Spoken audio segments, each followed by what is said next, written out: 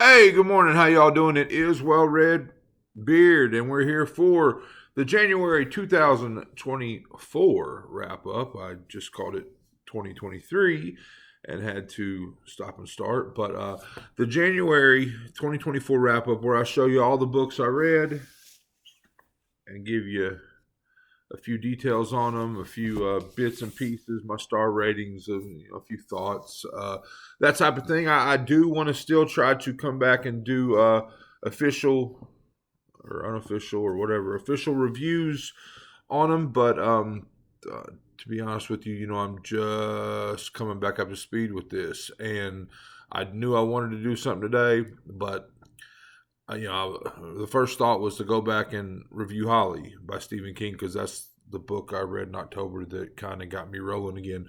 But my thoughts aren't really fully formed on that one right now. So, going to talk about my January 2023 reads. So, anyway, thanks for being here.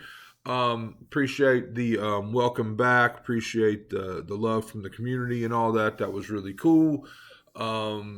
It's nice to be back, and it's nice to have y'all here. So, the first book that I finished in 2024 was The Reformatory by, I always want to say Tananarive Due, but it's Tanana.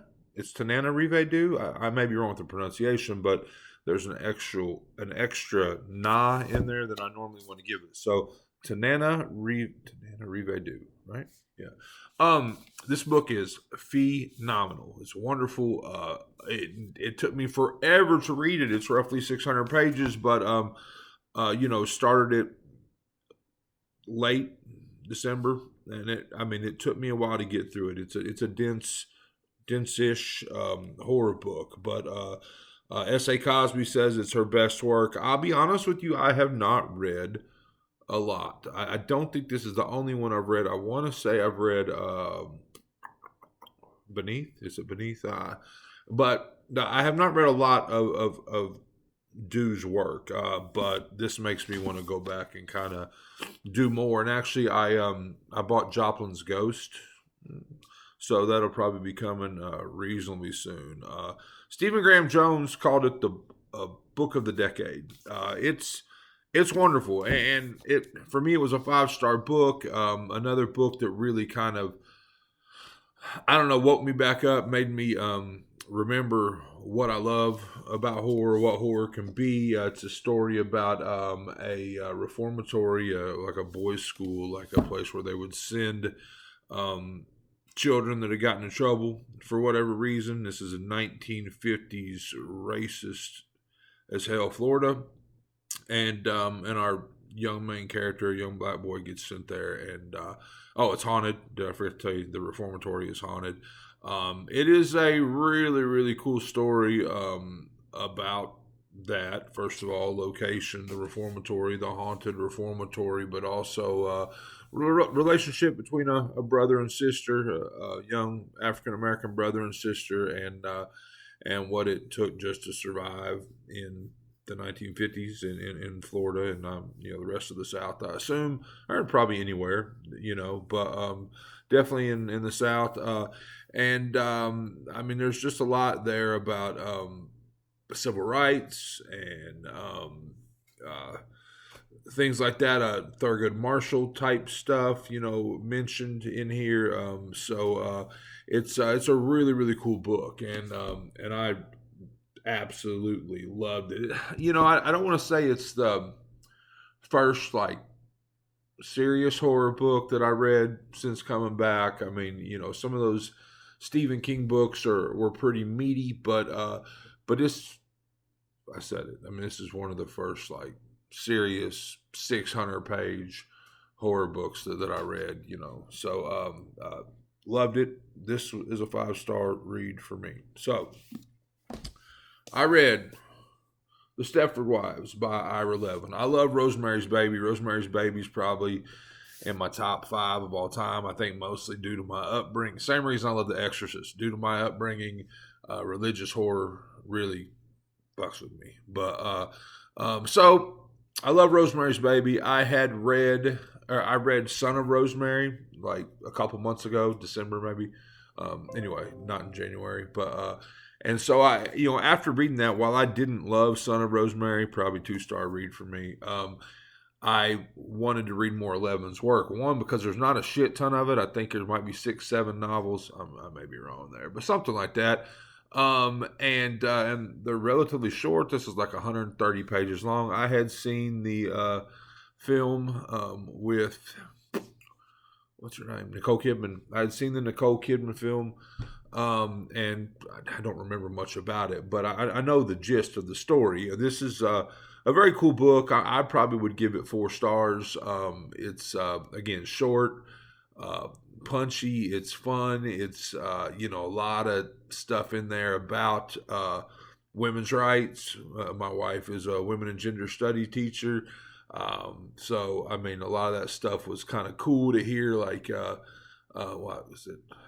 Gloria Steinem and Betty Friedan mentioned in a horror book. But anyway, very, very cool book. I want to read Sliver now, which did not know, but he's got another short novel called Sliver. I have it, but that's what the 1993 Sharon Stone film is based off of. And I'm from that period. In 1993, I was a senior in high school, and so the Sliver came out shortly right after Basic Instinct. And so everybody was pretty high on Sharon Stone. So a lot of people saw that movie. I didn't know it was based off of Ira Levin novel, but I do now. I'm going to read it. I'm not going to do the leg cross uncross thing for you, but you get what I'm saying. Everybody was pretty interested in what Sharon Stone did next back in 1993. So the Stepford Wives, this 4-star read for me. Really, really liked it. I read Snarl by John Bowden. It's been a while since I've been here. You guys know I'm a Bowden fanatic. Love his stuff. I mean, he is my literary cup of tea. He just is. A lot of beautiful writing, a lot of beautiful similes. Now, some people that may not be their cup of tea, but for me personally, Bowden stuff is wonderful. So I really love Spung Onion. I read that a couple years ago. Gave it a just absolute gushing review. I probably like that one a little bit more, but this one is absolutely great too. Also a 5-star read for me. There's a bit in here about a mother, a son that didn't know his father, and he wanted to know if his father was a good man. The mom's talking to the son and talk about the time that his father took her out on this lake at night, and the stars reflected in the lake, and and it was just like the most beautiful thing she had ever seen. That particular idea of that lake, it comes full circle in a way that was just absolutely beautiful, absolutely gorgeous. More of a crime novel, not necessarily horror, really, but anyway, big fan of Bowden. Love this book. It's short as hell. You should check it out. I think it's cheap. I bought this off of Amazon, but 80, 90 pages, something like that. Definitely worth your time. Snarl by John Bowden. I read Things Have Gotten Worse Since We Last Spoke by Eric LaRocca. Now, I remember when this came out. And the funny thing is I got on with Eric really early, like before this came out. And, this book kind of skyrocketed him. And I was on with him early. I read a couple of arcs, not this book, but a couple other ones. I think one that was actually never even made into a book, and I apologize, I'm drawing, or never made into like an actual release. I'm drawing a blank on the titles of those. I remember one of them. The one was about the unraveling, the long title, unraveling of a girl character. Anyway, I should have been better prepared. I am not. Now this book again came out. I missed it. I saw it, but I missed it, and it immediately like skyrocketed. Copies of the original version of this immediately were going for like $80-$100 on eBay, and then it was put together with 2 additional stories and published in this format. There was a lot of build up, a lot of hype on this one. A lot of hype about things have gotten worse since we last spoke. A lot of hype about the apple peeler. Just going to leave it at that. There's an antique apple peeler in this that this story kind of centers around, and there was a lot of hype about that. I think I might have went into it with a little bit too much hype, but it was a really, really great story. Just at the end, it kind of, I don't want to say it fell flat for me because it absolutely didn't. It just, I think I was, I don't know, maybe expecting just a little bit more details or I don't know, maybe even blood and guts if you want to know the truth. But anyway, there are three like I said, 3 stories in this book. I think I really liked. Hold on, see if I can find them. Well, shit, I'm blowing it, ain't I? I really liked The Enchantment. I think that might have been my favorite one. There's one in here called The Enchantment. There's one in here called You'll Find It's Like That All Over. But yeah, enjoyed it. 4-star read for me for sure. So Eric LaRocca, things have gotten worse since we last spoke. I read The Burning Girls by C.J. Tudor. Now, I've kind of gotten on a bit of a C.J. Tudor kick. When I got back into this, when I read Holly by Stephen King, some authors jumped out at me as, people I wanted to kind of catch up on, wanted to kind of, mostly authors with, not 30 novels to their name, but, like I want to read all their shit right now, I had read The Chalk Man by her, dug it, and that's all I'd read. So I got The Drift gifted to me. I can't remember what that was for. It might have been Valentine's Day or something. Anyway, I got The Drift. I read that one in October. I read one called The Hiding Place, I think, in like November. And then I finally got into this one. Now, this is my favorite. I can't really remember. I remember liking The Chalk Man. I cannot remember how much I liked it. That one was probably 3-4 years ago for me. But this is my favorite C.J. Tudor book. And she is the master of twists. I mean, really is. I mean, I'm sure there are a lot of authors out there that spin a good twist, but in my opinion, she's the master. And so much so that some of the twists, like, don't do it for me.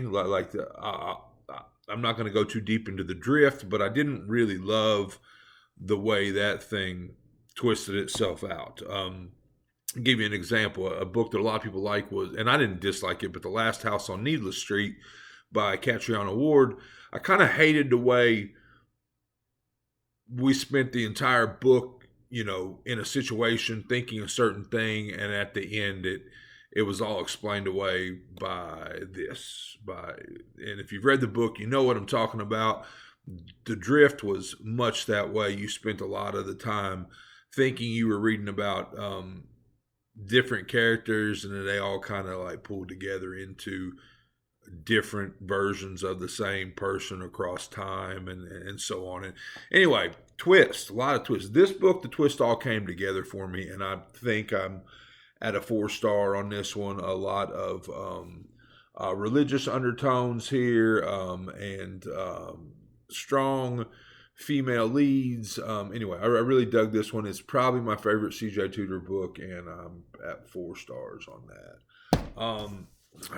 I read, look, when I first saw this book, now this has been out for a few years or whatever it is. I missed it when it came out. I bought this at the Fuzzy Duck. The Fuzzy Duck is actually the coffee shop. The bookstore that is right there with it is called, damn it, I'm drawing a blank. Anyway, it's in Moorhead, Kentucky. It is my favorite independent bookstore in the world. I love it because they've always got a great selection of this type of stuff, some smaller press, independent horror. But anyway, I love the store. I bought this there, but when it first came out, I was like, the perfect haunted house book title doesn't exist, and I was, because I love the title.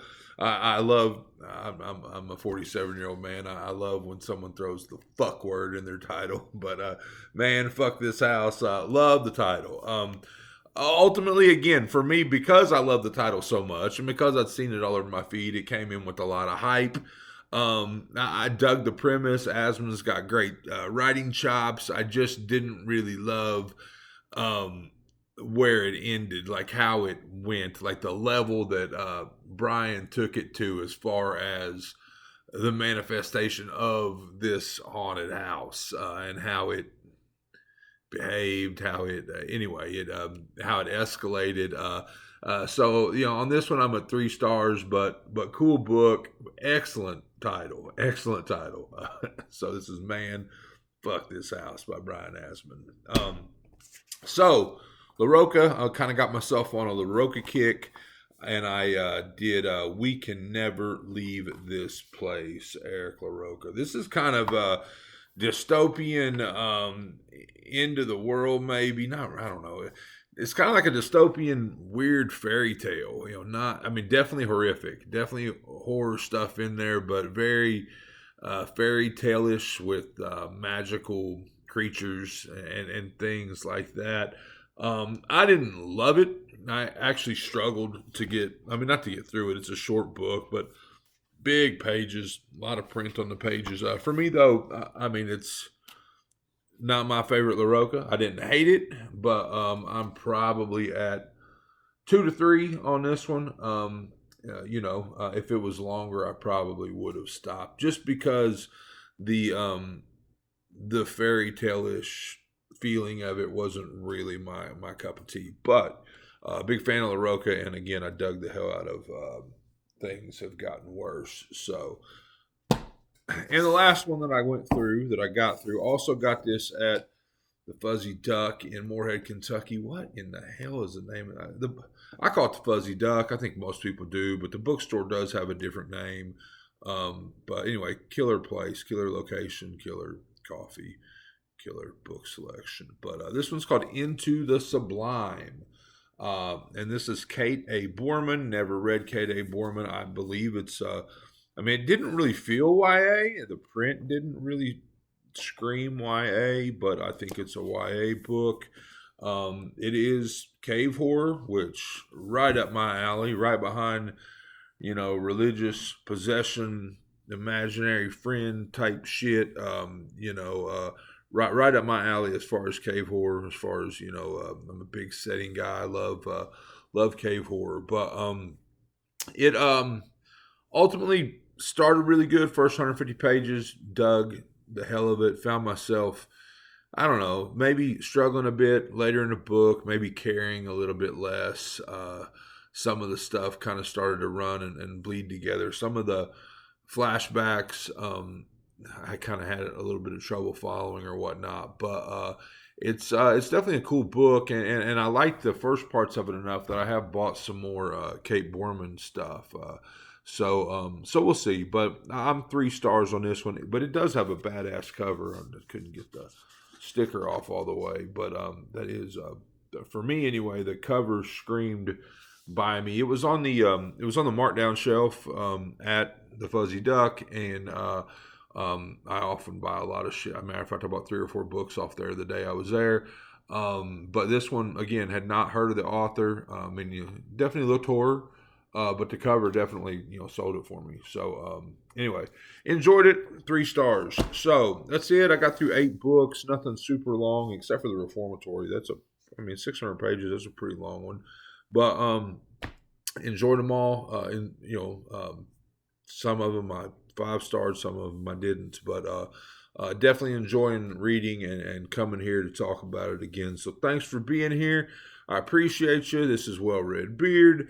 I hope you're enjoying all your books, all of them, as much as I am. If not, you're reading the wrong damn books.